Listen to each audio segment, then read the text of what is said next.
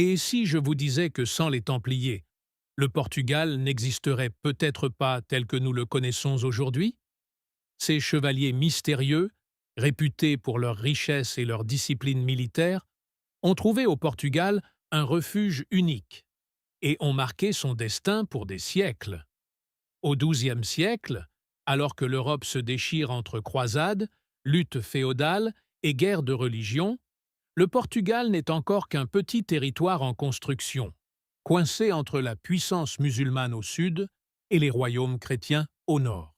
C'est dans ce contexte de fragilité et de conquête que les Templiers s'implantent massivement sur ce nouveau front de la Reconquista. Mais pourquoi le Portugal, parmi tous les royaumes d'Europe, devint-il leur terre privilégiée? Était-ce simplement pour la guerre contre les Maures, ou bien parce que ces rois comprirent très tôt l'importance stratégique et financière de cet ordre militaire hors du commun? De Thomas à l'ordre du Christ, les Templiers ont laissé une empreinte indélébile, liant leur sort à celui d'un royaume en plein essor. Au début du XIIe siècle, la péninsule ibérique est une terre de contrastes et de conflits. Au nord, les royaumes chrétiens, Léon, Castille, Aragon, mènent la Reconquista, cette longue guerre de reprise des territoires occupés par les musulmans. Au sud, Al-Andalus conserve encore une puissance considérable, avec des cités prospères et des armées aguerries. Entre ces deux mondes, le comté de Portugal, vassal du royaume de Léon, cherche à exister. Son destin va basculer avec un homme, Afonso Henriques. Afonso, fils du comte Henri de Bourgogne et de Thérèse de Léon, va transformer ce comté en un royaume indépendant. Par ses victoires militaires et une habile diplomatie, il se fait reconnaître comme roi du Portugal en 1143 par le traité de Zamora, puis en 1179 par une bulle papale, Manifestis Probatum. Mais ce nouveau royaume reste fragile. Petit territoire, population réduite, frontières mal assurées. Pour survivre, le Portugal doit repousser les Maures vers le sud et attirer de puissants soutiens. C'est dans ce contexte qu'interviennent les ordres religieux militaires, et en particulier les Templiers. Ces chevaliers, nés au lendemain de la première croisade, sont réputés pour leur bravoure, leur discipline et leur organisation. En Europe, ils possèdent déjà des terres, des commanderies et un réseau logistique unique. Pour Afonso Henriques, les faire venir au Portugal représente une chance inespérée. Une force armée prête à défendre la frontière et à participer aux campagnes contre les musulmans. Dès 1128, puis surtout après la victoire de Ourique en 1139, Afonso récompense les Templiers en leur offrant de vastes territoires au centre du pays. Il leur confie des zones stratégiques, comme Santarém et Sour, véritables bastions avancés face aux incursions musulmanes. Ces dons ne sont pas anodins. Ils montrent que le roi fait confiance aux Templiers pour tenir la frontière, bâtir des fortifications et sécuriser le cœur de son royaume. En retour, les Templiers s'engagent pleinement dans la défense et l'expansion du Portugal. Leur réputation attire d'autres chevaliers venus d'Europe, renforçant ainsi l'armée portugaise. Dès lors, le destin du Portugal et celui de l'ordre du Temple se trouvent étroitement liés. Sans leur aide, il est probable que le jeune royaume aurait eu bien plus de mal à se maintenir face à des adversaires plus puissants et mieux organisés. Dès leur arrivée au Portugal au milieu du XIIe siècle, les Templiers ne furent pas de simples auxiliaires militaires. Ils devinrent rapidement un pilier stratégique de la Reconquista portugaise et un acteur majeur de la consolidation du jeune royaume. Leur installation s'opéra grâce à une politique d'alliance et de dons qui scella leur influence pour des générations. Le roi Afonso Henriques, conscient de la valeur des Templiers, leur attribua de vastes domaines pour s'assurer de leur loyauté et de leur présence permanente. Parmi les plus importants, citons la ville de Sour, donnée aux Templiers en 1128, bien avant même la reconnaissance officielle du royaume.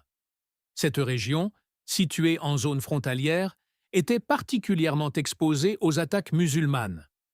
En confiant ce territoire aux chevaliers du Temple, Afonso savait qu'il plaçait la défense du royaume entre des mains disciplinées et expérimentées.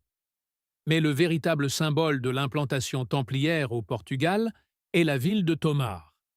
En 1159, le roi cède aux Templiers un vaste territoire sur les rives du fleuve Nabao.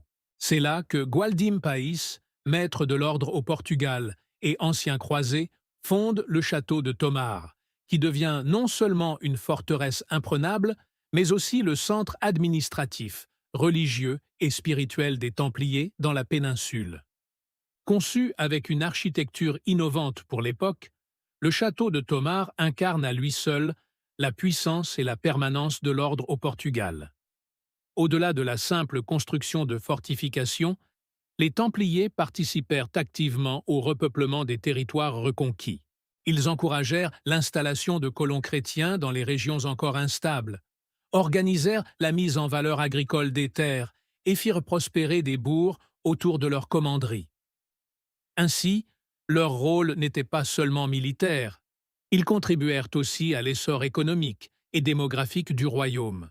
Leur implantation s'accompagna d'une organisation rigoureuse. Chaque commanderie servait à la fois de centre religieux, de garnison militaire et de relais administratifs. Grâce à leur réseau européen, les Templiers apportaient aussi un savoir-faire financier et logistique unique, permettant au Portugal de bénéficier de connexions bien au-delà de ses frontières. En un demi-siècle, les Templiers passèrent donc du statut d'alliés précieux à celui d'acteurs incontournables dans la défense et la structuration du royaume. Leur présence au Portugal n'était pas simplement tolérée, elle était encouragée, protégée et considérée comme indispensable. C'est ce qui explique pourquoi ils s'y établirent de manière aussi durable et massive, bien plus qu'ailleurs en Europe. L'implantation des Templiers au Portugal ne se limita pas à la construction de châteaux et à la défense du territoire. Très vite, l'ordre du Temple devint un acteur politique et économique incontournable, bénéficiant d'une série de privilèges qui renforçaient son influence et son autonomie. Ces avantages, octroyés par les rois successifs, expliquent pourquoi l'ordre prospéra autant au Portugal, alors même qu'il suscita la méfiance et parfois l'hostilité dans d'autres régions d'Europe. Dès le règne d'Afonso Henriques, les Templiers reçurent d'importantes donations de terres, des exemptions fiscales et le droit d'administrer leur propre domaine en toute indépendance. Leur commanderie échappait souvent à la juridiction des seigneurs locaux, ce qui plaçait l'ordre dans une position de quasi-souveraineté sur ses possessions. Ce statut privilégié leur permettait de développer une économie autonome. Agriculture, élevage, perception de droits de passage et même contrôle de certains marchés. Sur le plan politique, les rois portugais utilisèrent les Templiers comme un contrepoids face à la noblesse locale. L'ordre, fidèle au pape, mais étroitement lié à la couronne, représentait une force militaire et administrative capable de contenir les ambitions des seigneurs rebelles. En confiant aux Templiers des terres stratégiques, les rois s'assuraient de la loyauté d'une puissance solide, moins susceptible de se retourner contre eux que la haute aristocratie portugaise. Le rôle symbolique des Templiers ne doit pas être sous-estimé non plus. Leur réputation internationale, forgée en Terre Sainte, rejaillissait sur le Portugal. Accueillir et protéger un ordre aussi prestigieux renforçait la légitimité du royaume auprès des autres monarchies chrétiennes et du Saint-Siège. La bulle papale de 1179, qui reconnaissait officiellement l'indépendance du Portugal, fut d'ailleurs obtenue grâce à une diplomatie dans laquelle les Templiers jouèrent indirectement un rôle d'appui. À l'intérieur du royaume, les Templiers devinrent aussi des conseillers écoutés.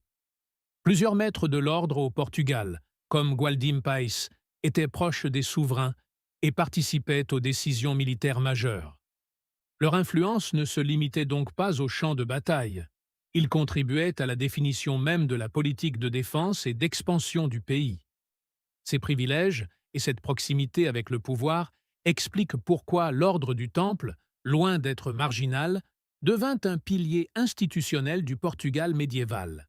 Là où ailleurs en Europe il fut parfois perçu comme une menace, ici il fut vu comme un allié indispensable. presque intégré au cœur même de l'édifice royal. Au début du XIVe siècle, l'ordre du Temple est frappé par une tempête qui allait bouleverser son destin dans toute l'Europe. En 1307, le roi de France, Philippe le Bel, lourdement endetté envers les Templiers, orchestre leur arrestation. Accusés d'hérésie, d'idolâtrie et d'abus de pouvoir, les chevaliers du Temple subissent un procès retentissant, marqué par la torture et des aveux extorqués. En 1312, le pape Clément V, sous pression, dissout officiellement l'ordre. Partout en Europe, leurs biens sont confisqués, leurs commanderies démantelées et nombre de leurs membres emprisonnés ou exécutés.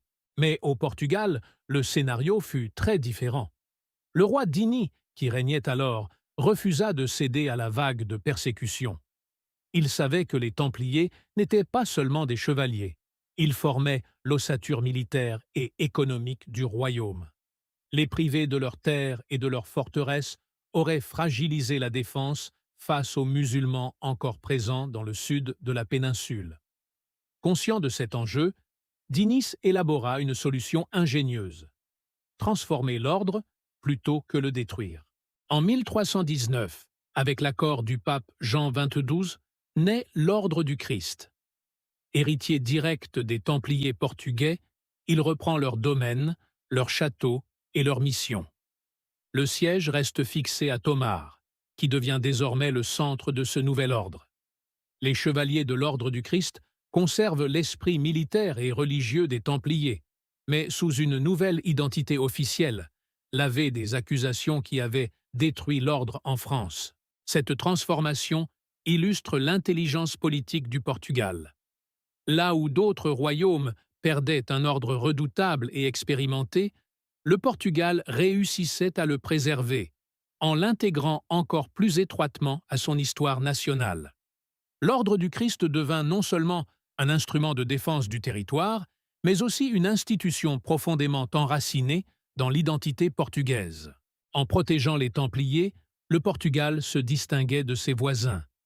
Ce choix audacieux allait porter ses fruits quelques décennies plus tard, lorsque l'Ordre du Christ deviendrait le moteur spirituel, militaire et financier des grandes expéditions maritimes. La continuité entre les Templiers et les explorateurs de l'Atlantique était assurée, et c'est ce lien unique qui explique pourquoi le Portugal devint la principale puissance des découvertes. L'histoire des Templiers au Portugal ne s'arrête pas avec la création de l'Ordre du Christ. Bien au contraire, leur héritage allait s'étendre bien au-delà des champs de bataille de la Reconquista pour devenir l'un des moteurs de l'expansion maritime portugaise. Cette continuité unique en Europe transforma un ordre militaire médiéval en véritable acteur de l'âge des découvertes. Installé à Tomar, l'Ordre du Christ conserva les immenses possessions foncières et les ressources des Templiers. Ces richesses, associées à une gestion disciplinée, offrirent au royaume une base économique stable. Mais l'ordre ne se limita pas à défendre les frontières terrestres. Dès le XVe siècle, sous l'impulsion de l'infant Henri, dit le navigateur, gouverneur de l'ordre, ses ressources furent mises au service de l'exploration maritime. Henri, troisième fils du roi Jean Ier, comprit que l'avenir du Portugal ne se jouait plus uniquement dans la lutte contre les Maures de la péninsule, mais aussi sur les routes maritimes qui s'ouvraient vers l'Atlantique et l'Afrique. Grâce aux fonds de l'Ordre du Christ, il finança la construction de navires, la formation de marins et l'organisation d'expéditions. Ce sont ces investissements qui permirent les premières grandes découvertes portugaises: exploration des côtes africaines, franchissement du cap Bojador, puis avancée progressive vers le golfe de Guinée. Les symboles parlent d'eux-mêmes.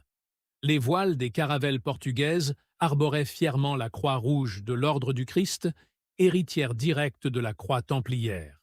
Chaque navire qui quittait le Portugal emportait donc avec lui un fragment de cet héritage, reliant les croisades médiévales à l'ère des découvertes océaniques. Ce rôle de l'Ordre du Christ fut déterminant. En soutenant les expéditions, il assura au Portugal une avance considérable sur les autres royaumes européens. C'est lui qui permit d'ouvrir la route vers l'Inde, d'établir des comptoirs en Afrique et en Asie, et de bâtir un empire colonial qui allait marquer le monde pendant des siècles. Ainsi, les Templiers ne disparurent jamais vraiment du Portugal. Transformés, adaptés, mais toujours présents, ils furent les architectes invisibles de la grandeur portugaise. Leur esprit de discipline, de foi et d'audace survécut à travers l'ordre du Christ, accompagnant le Portugal depuis ses premiers pas comme royaume jusqu'à son apogée maritime. L'histoire des Templiers au Portugal n'est pas seulement celle d'un ordre militaire installé sur une frontière de la chrétienté, c'est celle d'un mariage unique entre un royaume en construction et une fraternité de chevaliers dont la puissance fut habilement intégrée au destin national. Là où d'autres pays les persécutèrent et les effacèrent, le Portugal choisit de les transformer, de les protéger et d'en faire les garants de son avenir. De la forteresse de Tomar au voile des Caravelles, les Templiers devinrent, sous l'identité de l'Ordre du Christ, les compagnons de route du Portugal jusqu'aux confins du monde connu. Leur héritage continue de fasciner, rappelant qu'une décision politique peut changer le cours de l'histoire universelle. Alors, la prochaine fois que vous verrez la Croix-Rouge sur les navires portugais des grandes découvertes, rappelez-vous qu'elle n'est pas née d'une simple décoration. Elle est le signe d'une continuité historique, celle d'un ordre qui a traversé les siècles et marqué le destin d'un pays. Et vous, pensez-vous que sans les Templiers, le Portugal aurait jamais atteint son âge d'or des découvertes?